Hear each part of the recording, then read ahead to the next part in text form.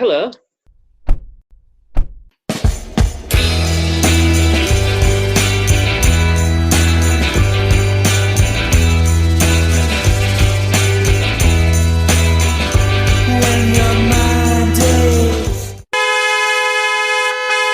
Good evening, Hi, Clout. How are Graham, you doing? and good evening, Anthony. I'm I'm fine. Anthony couldn't be further into the dark than it were possible.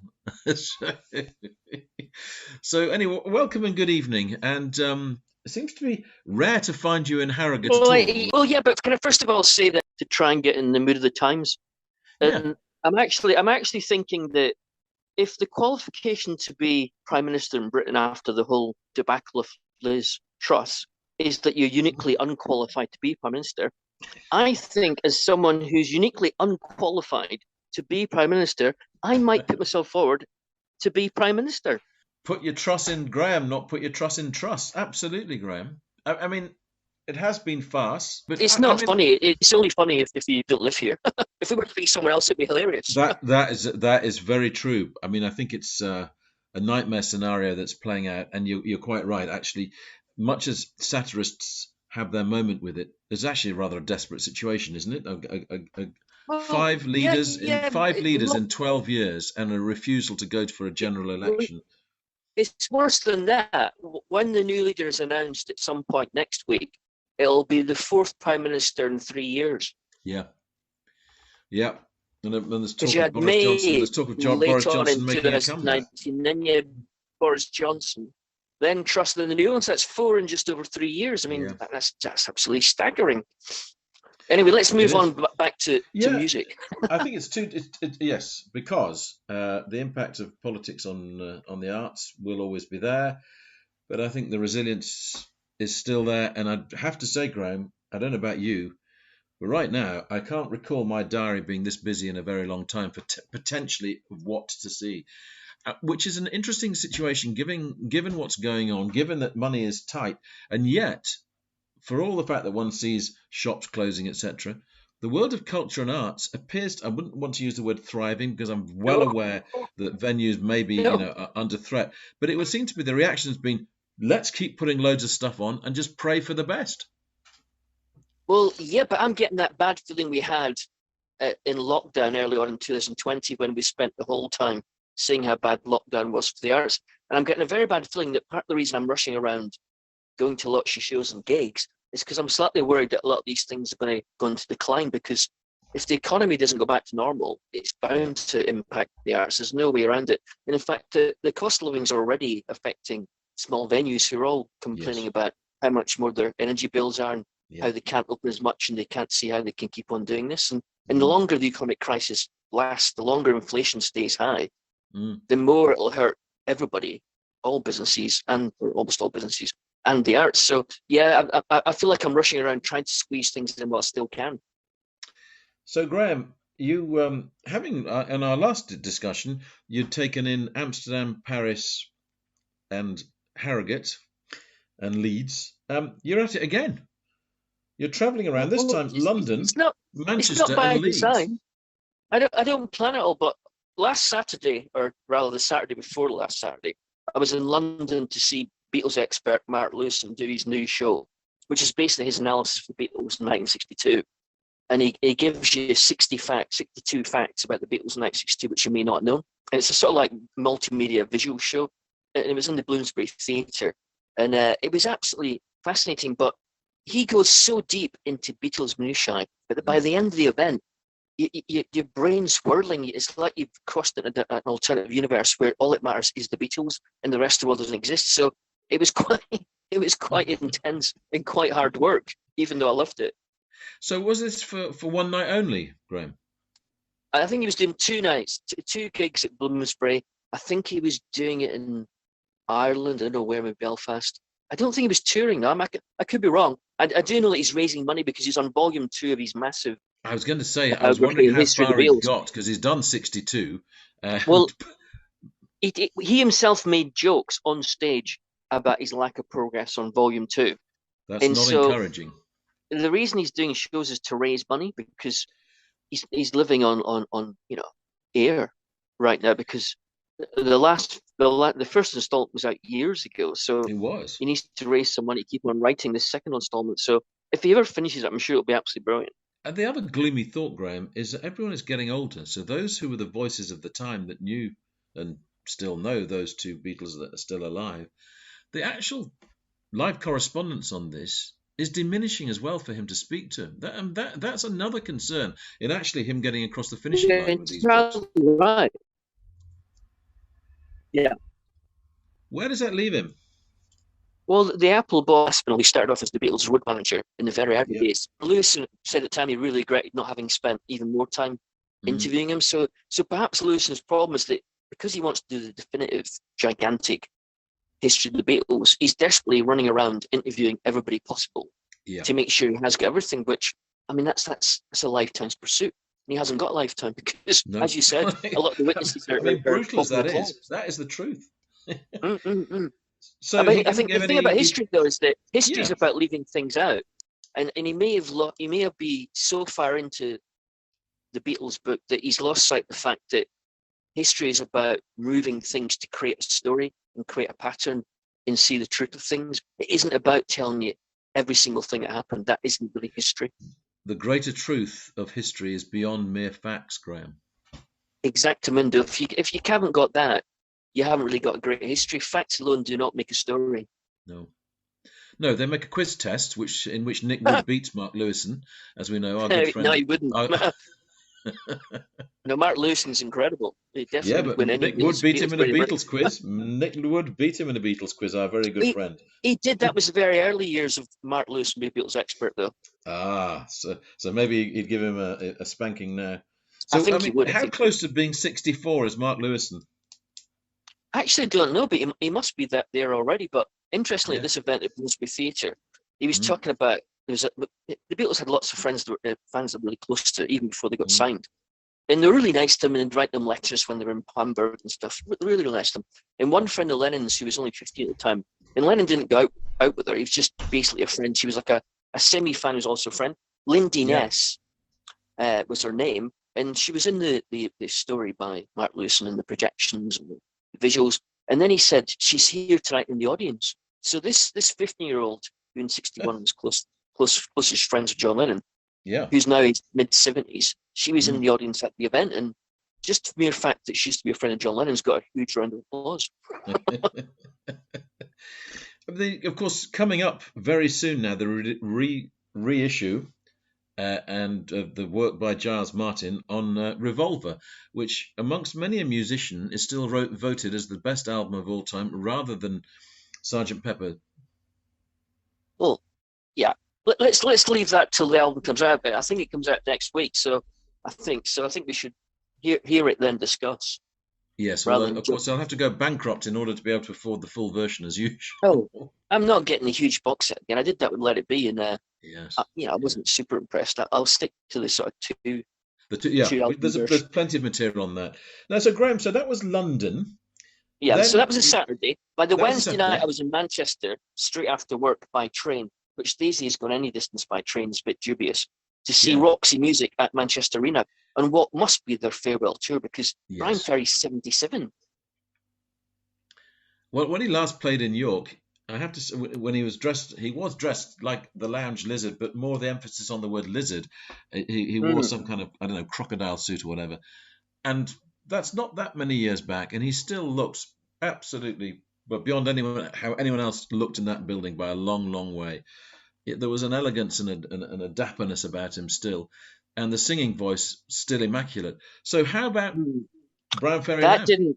That didn't quite translate, because that was a few years back, and I saw him myself when I saw Tour 2008 when his voice was superb and he was completely cool. Well, at 77, he no longer sings really. He tends to do a melodic whisper, which is amplified by a microphone, and it's almost like he's scared of going for the notes, because unlike McCartney, who really went for it at Glastonbury, even when he did the note, he always went for it. He was very brave, which sort of worked. Ferry, who's Mr. Cool, he wasn't going to take any chances, so it was basically a melodic whisper with lots of drama, which sort of worked, and he still, for a 77-year-old, looked fantastic. But the best thing about it was the actual sound of the band was amazing. And when you heard their classic, more avant-garde early tracks, from the debut album 1972 and For Your Pleasure in 73.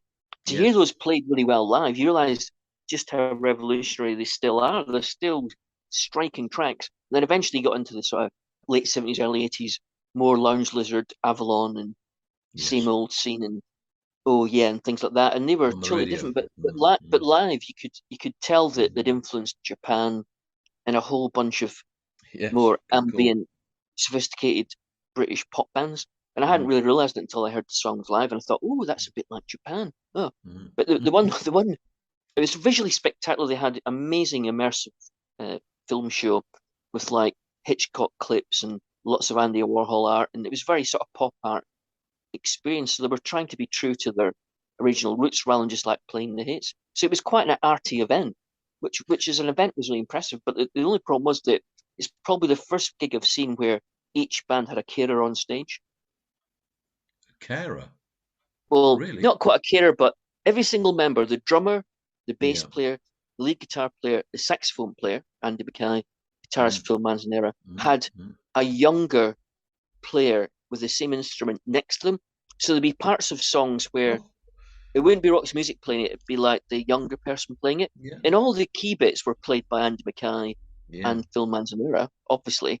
But there'd be important parts of songs where the younger guys took over. It's almost like they were making sure the band didn't get knackered because it was about a 2 hour set. So it was like they were keeping them fresh by not having them play every single note the whole time. And from memory, they're not playing that many gigs on this tour, are they? It's a pretty condensed tour.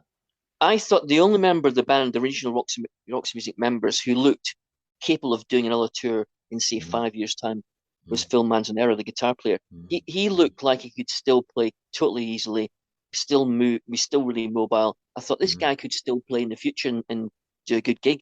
But Brian didn't stand up that much. And Andy Mackay, when he's blowing his sax, you almost felt for him. You thought, oh, good grief, this may be too much for him.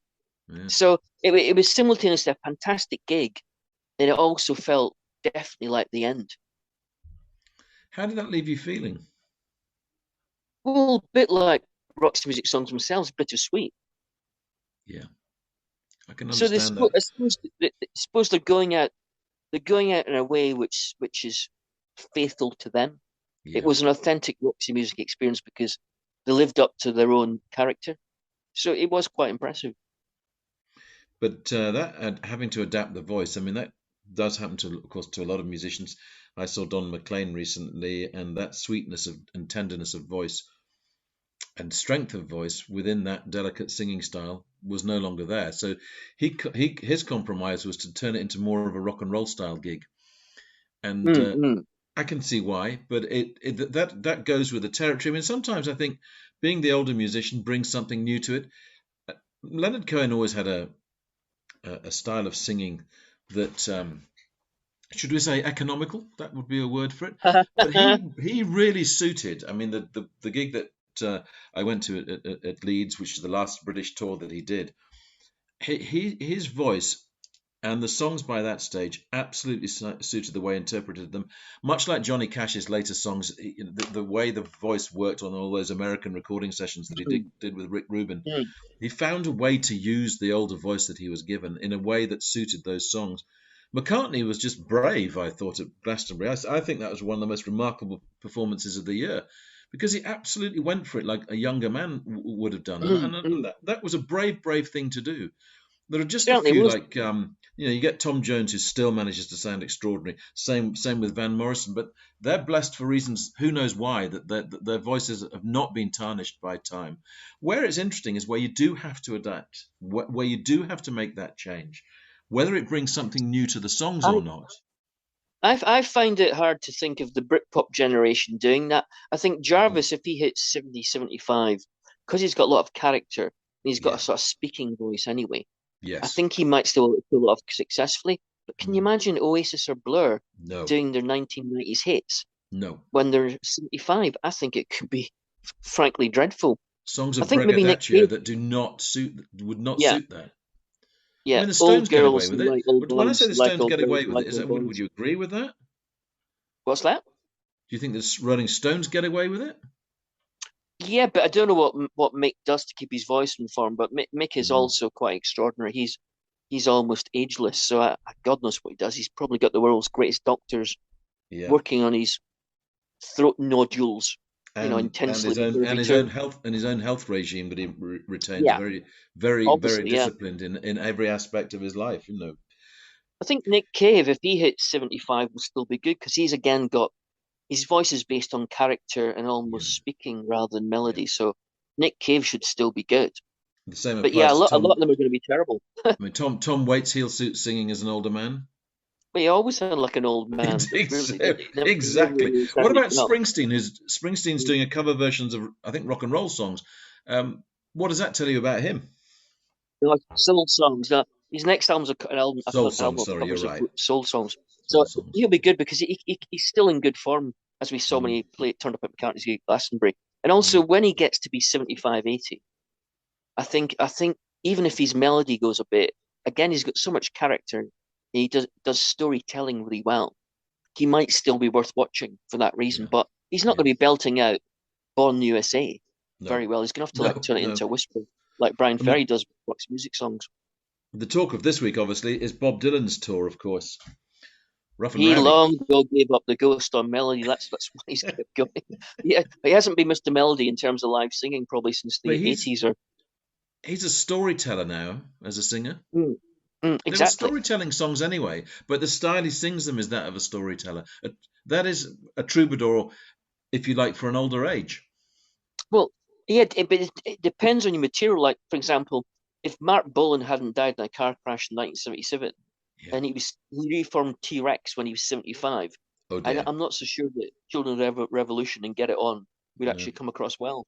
He wouldn't be riding a white swan. He'd be riding a tripod or something to get him on stage, wouldn't he? So that wasn't going to work, Exactly. really, Yeah. was it? Mm-mm. So now that was number 2, Manchester, and then you came closer to Harrogate, Leeds. Well, Live at Leeds, which is the annual day of 150 bands, 16 venues in Leeds, It is organised extraordinary. by Leeds It is Music, an which is extraordinary event. which they started in 2007, in the Mm. days when BBC Six Music existed, but didn't have such a tight grip on the indie world. I mean, without BBC Six Music, I don't know where a lot of music in Britain would be. But it started in 2007. It's always been great. I go every single year. Absolutely love it. Usually try and do 12 bands in 12 hours, sometimes on as many as 10 different venues. But this year I didn't, partly because my great friend of Charm Gigs and Charm Magazine, James Littlewood, Mm. wasn't totally up for that. And it suited me well. So we sort of had a more leisurely experience. But the thing is, I need to resign as a journalist because of my behaviour during the Live at Leeds, I have to admit. Are you going to reveal what that behaviour was, Graham? Well, we left CPAR, who used to be British CPAR, at Leeds Beckett about 8:30 at night. And we didn't smell anything. We didn't see anything. We didn't hear anything. So when I got up the next morning and checked my phone, looked at the news and saw the photographs of a derelict tower in the middle of Leeds on fire on Saturday night at You, 7:45 you p.m. never saw that, did you? We were completely oblivious of it. We had no idea it happened, and we were literally 200 yards away from the blaze. So, It as a was the whole journalist, I talking really point have of to the resign. whole talking point of the weekend in Leeds was Did that. I know it was there? No, no. It's a bit like being at 9/11 in New York and like having missed it because you were having a coffee in a cafe. Watching the other planes go by that day. Yeah, Yeah, yeah, yeah. yeah. It's not quite as So bad as that, but it's kind of that. so you didn't manage to do 12 bands in 12 hours, and I think that's fair enough. But who you did see? Is that the correct grammar? Of Yeah, those yeah. that you did see, who was it that stood out? Maybe some that you hadn't seen before. Well, there was a whole bunch of Yorkshire acts like, well, W.H. Long are actually from Manchester, but the lead singer was in Chaika, a Leeds band that I brought to Harrogate for Charm Gig in 2015. And there was Mm. also Working Men's Club from Todd Morden and Pop Vulture who from Leeds. And they were all sort of like post-punk influenced. Some of them to varying degrees, some of them electronica influenced as well, other ones a bit rave influenced, but they all sort of shared that sort of Leeds intense krautrock groove and slightly shouty singing and great bass lines. So there was a sort of theme going on, and it was good to see because, Leeds almost invented post punk with the Gang of Four and Delta Five in the late Yeah. 1970s, and that sort of lineage still goes on with younger bands. So it was really good to see those bands on stage. But I really liked. I wasn't sure I liked them at the time, but looking back, I really liked this all-female four-piece group called Before Breakfast, who were playing the cellar bar downstairs, and it was absolutely jam-packed. But it was total hush. So when me and James arrived, went downstairs. When we got to the bottom, we had to like immediately shut up and like sneak through the crowd because it was like church. And the four of them were really engaging and likable in their chat between songs. You can imagine on BBC Radio 4 on an entertainment show. But then when they actually played the music, it was based on keyboards and cello, bit of drums, bit of guitar. They were like very, very twee and very sort of precious, like they were doing some sort of, holy chamber pop. But bizarrely, even though they seemed twee, they weren't twee because they were singing lyrics, very feminist and very provocative and quite strong lyrics about the role of women and how bad men can be and how bad it is dealing with like immature blokes. So they were like sort of like they were quite deceptive. What you saw wasn't exactly what they were. So, and they were very melodic. So I really enjoyed Before Breakfast. Graham, live at Leeds. This is an event that does it roll out in other cities as well, or is this something? No, it's a this really is very Leeds thing. special to Leeds then. Future Sound, they're Leeds promoters. It's based in Leeds, always more in Leeds. It's not part of a chain. It's not a brand. It's nothing. It's very Leeds, which of course, as you know, Leeds is very Leeds. The one thing that Leeds has retained during its rise from Victorian decline in the 70s to now, when it's like super duper, affluent and full of students and growth and development and our huge independent scene and artisan this and artisan that. The one thing that's been retained is they haven't turned into somewhere else. It's still resolutely Leeds, and live at Leeds is still live at Leeds. It's still dirty Leeds. yeah. They haven't moved on from that, which is good. No, and nor should they. Nor should Leeds move on. Should play to the city's strengths for all the insults that come its way. Misguided, inaccurate. Well, some of them are very accurate, and you know what Leeds is like. Leeds takes pride in the. That's the point. That's the point. You can throw if muck at Leeds and it just says, "Well, there's muck here already." You're right. Because Manchester keeps trying to cock a snook at Leeds. Endlessly does that. Always trying to prove that it's superior in every way to Leeds. Manchester, to a degree, oversells itself, which works really Graham, well. I'm glad you've said that. Correct. Leeds undersells itself. Correct. Leeds almost likes being a home. Anyway, a city that's in love with itself is Liverpool. But that, for me, that's fine because of the humour that goes with it. I just think Manchester, perish the thought, doesn't it overrate itself a bit? Well, the thing is, like, Liverpool loves itself, but doesn't care if the rest of the world agrees or not. Right. Manchester wants the rest of the world to agree that Manchester is great. Leeds says, we don't care if you like us or not. We are Leeds. And that's the difference between the three cities. Beautifully put, Graham. If you were to do the tourism awards for the year, I think I'd go along with that hugely. Graham, today, can I bring up one of my theatrical thrills of the year? Which, obviously, I've been reviewing. Is it by a young playwright by any chance called Shakespeare? Yeah, look out for him. Real talent. Okay. But that's what's interesting about it. This was a company called Frantic Assembly. They've been around a long time, Frantic Assembly. They've even done Othello in 2008, 2014, another sort of 6-year gap, and they're touring it again.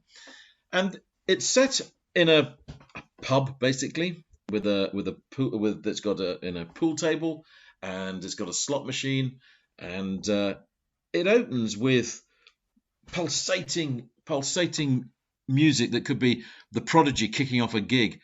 And so the way this company works, physically driven, but the language is physically driven as well. So the language is kind of layered on top of what the emotion of a scene might be. And the way they start working on a show is they warm up for an hour. It's physical work to get them in the way that they are, and you can see why. It's like a football training session to get them into the state they need to be to perform a play. And so that everything is put into it. It's a completely fully. Have they? Okay, it's got a modern setting. I love Shakespeare in modern settings. I really prefer Shakespeare being in a modern setting. Yeah. Rather than traditional settings. But has it changed the characters' job titles and No, roles in life as no. well. So Don't they? I mean, you don't as get a stronger sense of. You get a sense that he's a warrior still, and a leading soldier, Othello. But you get maybe more of a sense of it being turf wars within a community as opposed to actually taking on from overseas. But you get this, you get the sense that wheeling and dealing to be in charge of a turf, and that's the side of it, and obviously racism within that, heavy drinking within that, jealousy within that, broken glasses, fights, all that physicality. But that's also then translates to the way the language works within the play. And yet still there is room for beauty within that language. And although Michael Akin Sulaya, I think is how I would pronounce the name. Maybe forgive me, Michael, if I pronounced it wrongly. But he has an absolute physicality in the way that he delivers the lines of Othello. But there's still beauty within that, and that's what I love about it. That there's still, I don't want to call it respect for the language. It isn't about that, but it's about bringing it alive in a way that is thrilling for a modern audience. And there are those who say, oh, things need to be traditional, to which I don't ever agree with. If you make a play work for a modern audience, now there are different ways that you can do that. But if you have, as was this the case, 60 schools have booked to see this production, 60 schools. And what I love about that is introducing young people to the great playwright. And I recall seeing, gosh, this is how long ago it was, 1975, seeing Francesca Annis and seeing Ian McKellen at Stratford doing Romeo and Juliet, and that was the moment. That would have been That good. was the moment that made me feel right. I want to be writing about this. I passionately care about theatre, because I already made my mind up to be a journalist at that young age anyway, and I think there'll be people that would have been watching that show in New York at the Theatre Royal, full house, which is always electrifying and exciting, and would have been thrilled by seeing how that play brought alive something that they're obviously studying at school. And that's how it should be. You don't want to be put off by it. You want to be drawn into it, and that's what it achieved. Yes, lovey darling. Yes, one does. Yeah, No, I but hate all there's that nothing. lovey darling. But there was no darlingy thing about it. That's the other point about it. It cut all that theatrical thespiano out of it. Yeah. This was But street. I think This was street theatre. from what Not you've on said, street. it sounds like a hugely coherent approach as well. Because I was going to Yes. suggest it'd be great if Iago was actually a DJ, a modern DJ. I thought I could just see Iago as a DJ, sort of sliming his way around and being super cool, but all the time plotting behind people's backs. I could see that happening. Well, blimey, what kind of DJs do you know, Graham? Quite a few. I mean, are Nobody you famous basing though. Iago's character? Do you know anyone who behaves like that amongst It's a DJs? good job from which to plot and be disingenuous. Because That's it. Yeah. in a nightclub, everybody loves the DJ. The DJ can say and Yes, do what they want. They're kings. The that DJ is is true. king of the club. As in John Godber's Bouncers, that's exactly the case. Is it? He is the king. He is the king of that night world. Absolutely right. So that is running till the end of this week, Frantic Assembly, Well, but also touring elsewhere. sounds And great, but it sounds like you could apply the story of Othello to the Tory government, except it's gone beyond well, tragedy and who's Iago amongst the Tory government right now? well, the problem is all of them are. That's part of the Graham, problem. I was waiting for that response, and I got exactly the answer I wanted. Oh dear, unpredictable then. Dear. No, you're not. I think the situation is. I mean, how much plotting, just endless plotting, is going on? Plot, plot, plot, plot, plot, plot, plot. Mm. Constant. Well, yeah, I think it's become a habit. Because they don't really agree on lots of things, it's now become a habit that they can't compromise. And even the compromisers can't compromise enough to create a compromise. It's anyway. I've brought you back to politics. I do You apologise. have. Let's So get back to the arts. Sorry. yeah. Now, Graham, this is a band, sports team who I've heard. So a few tracks I've heard by sports team. They've they've pricked my ear up, should I say? And you asked this question: do the indie band sports team deserve a sporting chance? Love the pun there. In their second album, newly released. First of all, what's the album called? Secondly, just It's introduce called us to who sports team are. Well, I'll tell you that later, but the new album's called Gulp with an exclamation mark, and it follows up Deep Down Happy, which got Yeah, an Mercury Prize nomination and it did. sold pretty well. I think Mm. especially the vinyl edition sold really well. But I like them but they never became huge No, when no, they got the Mercury exactly. Prize nomination. It just raised the profile. Not all bands who make it the Mercury Prize actually become huge bands afterwards. But No, I like no, them no, because they're no. really underdogs, and the new album is very punky, and it lasts 33 minutes, which That is which even these punky. days is That's a bloody short. Ramones length album. Exactly, yeah. But you can tell by the sleeve there's something up with the band because the sleeve is hideously garish. There's no picture of the band. The only writing's either the track names or all the lyrics. They really go big on the lyrics. There's no picture of the band, and there's just a stick of dynamite which is about to explode with the word "Gulp" written on the side of the dynamite, and it's almost like, oh, what have we done? It's sort of like that moment where you realize you're about to blow something up. Mm. It's almost like, is this a state of this is a commentary on the state of the nation that it's all about to explode, or is it a suicide note like the main character played by John Paul Belmondo in Jean-Luc Godard's 1965 film Pere Le Fou, when he Mm. accidentally blows himself up with a stick of dynamite? Who knows? It could be because the lyrics veer between being personal and quite depressing, or being sarcastic and satirical about the state of Britain. So it could be either, but it's not a sleeve that makes you want to buy the album. And the back sleeve is just the name of the tracks, and it's sort of garish blue on top of garish yellow, almost like a sort of rubbishy cartoon version of never mind the bollocks, but the Sex Pistols. So the Yeah. sleeve is the cover's like a poor man's Sex Pistols album, and I think, my God, what they're doing? Are they trying to like create problems for themselves? So I sort of admire their perverse Their doing the cussedness. wrong thing. Yeah. And the actual songs are pretty good though. I mean, the best two tracks were played to death on BBC Music, The Game Mm. and The Drop. But and they sound the rest of the tracks are all good tracks, and they sound mainly like if Supergrass had been a bit influenced by 1970s Motley Hoople, a little minor bit of glam rock or a little Yeah. bit it's only rock and roll by the Rolling Stones, that's what they sound like. Or maybe if the Rolling Stones bizarrely tried to be the Fall, they might end Mm. up sounding like Sports Team. And there's a little bit of post-punk darkness occasionally. You know, they're slightly in touch with post-punk, but not much. But it's very old-fashioned that way because unlike all the other sort of like modern punky bands who like have a nod to like rap or electronica or hip hop or Mm. dance music, there's none of that. There's absolutely none of that. It's resolutely, white man's rock band. So again, I'm thinking like I sort of admire their perversity, and so far it's sold well in vinyl, but I'm not so sure how it's sold altogether. It got fairly bad reviews from quite a few important places. But Why? again, I sort of like them because they all said it was like second rate, and it was like poor Mm. follow up to the first album. I think basically, I don't know what none of the critics actually loved the first album. So No, I think when the second exactly. album came along, they were really not in the mood to like them anyway. And also, they don't tick any boxes that culturally they don't tick any of the boxes Yeah. that now tick Yeah. boxes for most critics.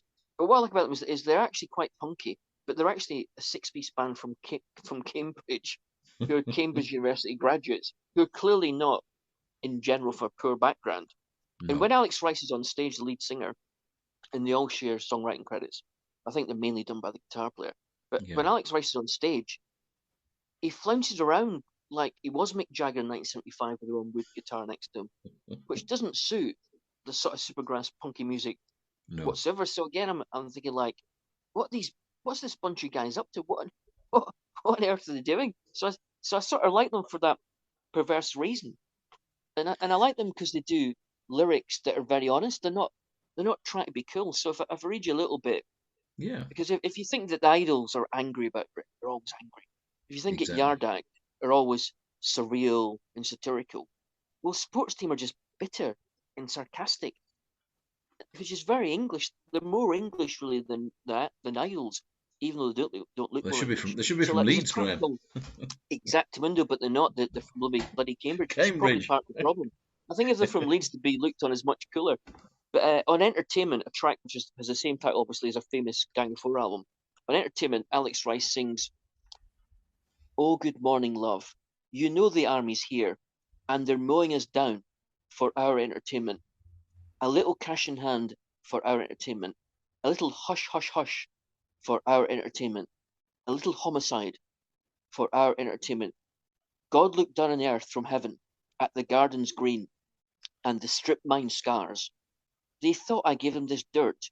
I gave them these heavens.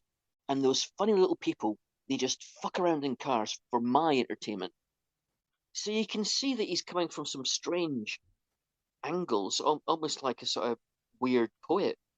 So for those reasons, I sort of like Sports Team more than other people do. There's a bitterness there, isn't there, in that? Yeah, there's a lack of fear. There's no attempt to be cool. They're not a band trying to be cool like most bands are. So they're sort of genuine, and they're actually pretty good. They're not like, top grade good to be an all-time classic band, but they're good at hook lines. The lyrics are interesting. They rattle along with a lot of energy, and they've got a sort of loose 70s looseness about them that I like. How do they stand up against a band like the DC Fontaines DC? How do they stand up against them? I think they actually write songs as good as Fontaines DC. But whereas Fontaines DC have nailed what they're doing in a very precise, intense fashion and have focused on a very narrow range of things that they do exceptionally well, Sports Team are altogether looser. I'm not sure Sports Team know what they're doing or what they're good at. I'm not entirely convinced. Which again makes me like them, because that makes them real underdogs. It also probably makes problems for them in terms of how a record company pushes them. Although they're getting 6 Music airplay. Yeah, hence the sleeve. Why would you do that sleeve? I mean, what was the thinking behind that sleeve? The name of the band's not even the cover. It's a odd thing to do, which again, underdogs. They are the underdogs. And and of course, Graham, they are a team. There's no I in team, as they say. Well, yeah. I think they want to be themselves, and I know they went to Cambridge, but I don't hold that against them whatsoever. And Pink Floyd, were from Cambridge, and lots of great bands have been to good universities, so I don't see that as an issue. In fact, I like them for it. I like the fact they're being themselves, but they're not being predictably themselves. They don't do what anybody who wanted to form a band to be successful would not do what Sports Team are doing. So many bands end up having to compromise, and this sounds like a band that's not compromising. Well, it sounds like a band who are not entirely sure what they're doing, so maybe pushed to do things by other people. And I'm not sure whether they're given in or not. I could see them under pressure from record companies and blah blah blah to like do something else and change this and change that. But I don't think they would do anyway. I don't think they're one of those bands that is focused enough to actually follow a plan. I don't think they're not making plans for Nigel or anybody else. Just throw in an old ecstasy song. Well, no, there's a band who didn't answer to anybody. Absolutely, they didn't answer to anyone at all, including giving up performing live because it didn't. Partridge couldn't cope with it anymore, and that, on one level, not performing live is commercial suicide for a band. But that was the truth of his situation. He couldn't face performing live. So, have you seen Sports Team play? Yeah, I saw a little bit live at Leeds when it was the Live at Leeds in the park at Temple Newsam in May, because of course Live at Leeds in the city, the one I saw on Saturday, was traditionally the first weekend in May, but they moved it this year to October.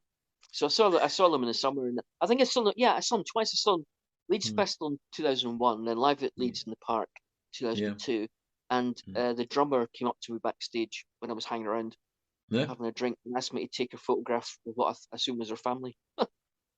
The band's drummer asked you to do that, Graham. That's a moment to put in your autobiography. Well, I thought, wait a minute, I recognise you. You've just been on stage with Sports Team.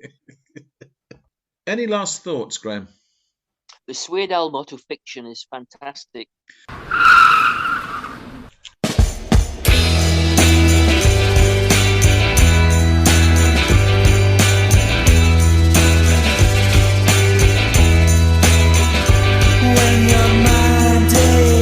You've been listening to the podcast Two Big Egos in a Small Car.